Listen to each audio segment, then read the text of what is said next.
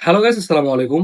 স্বাগতম জানাচ্ছি আপনাদের সবাইকে মার্কেটিং ফান্ডামেন্টাল কোর্সের পঞ্চম ভিডিওতে। আমি ফরহাদ আহমেদ এবং আজকের ক্লাসে আমরা শিখবো ব্র্যান্ডিং কি এবং ব্র্যান্ডিং কিভাবে করতে হয়। সো চলেন আর দেরি না করে শুরু করা যাক। সো প্রথমে আমরা শিখবো ব্র্যান্ডিং কি। সো ব্র্যান্ডিং হচ্ছে এমন একটা প্রক্রিয়া যে প্রক্রিয়ার মাধ্যমে কোনো ব্যক্তি বা কোনো প্রতিষ্ঠান বা কোনো সেবা বা কোনো প্রোডাক্টের ব্যাপারে নির্দিষ্ট ধরনের একটা পরিচয় তৈরি করা হয়।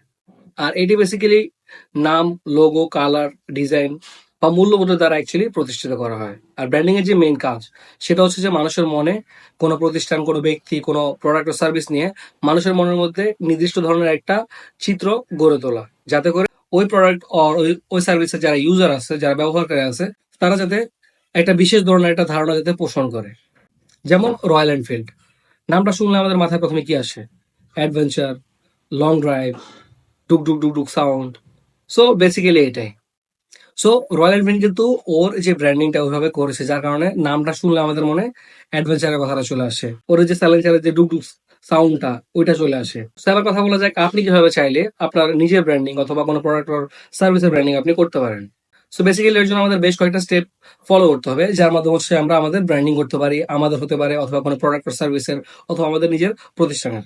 সো চলেন আবার সেগুলো নিয়ে কথা বলা যাক। প্রথম আসবে লক্ষ্য। সো প্রথম হচ্ছে যে আমাদেরকে আমাদের ব্র্যান্ডের লক্ষ্য বা উদ্দেশ্যটা নির্ধারণ করতে হবে, যে আমরা অ্যাকচুয়ালি মানুষের মনে কি ধরনের ধারণা আমরা ক্রিয়েট করতে চাই।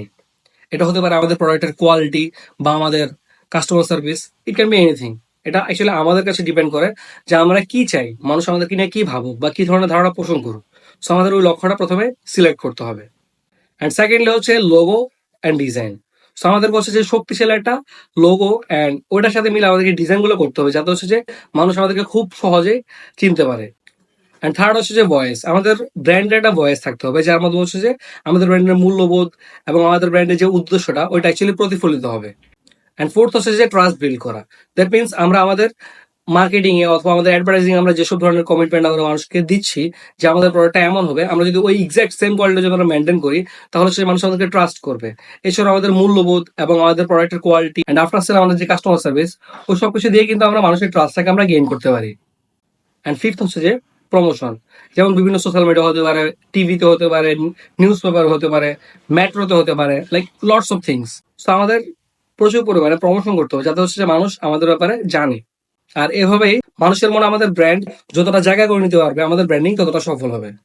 সো গাইস, আজকে এ পর্যন্তই এবং আগামী ক্লাসে আমরা শিখবো মার্কেটিং মিক্স, যেখানে আমরা শিখবো 4 piece of marketing, 7 piece of marketing and lots of things. So guys, দেখা হচ্ছে আগামী ক্লাসে। ভালো থাকবেন সবাই। আসসালামু আলাইকুম।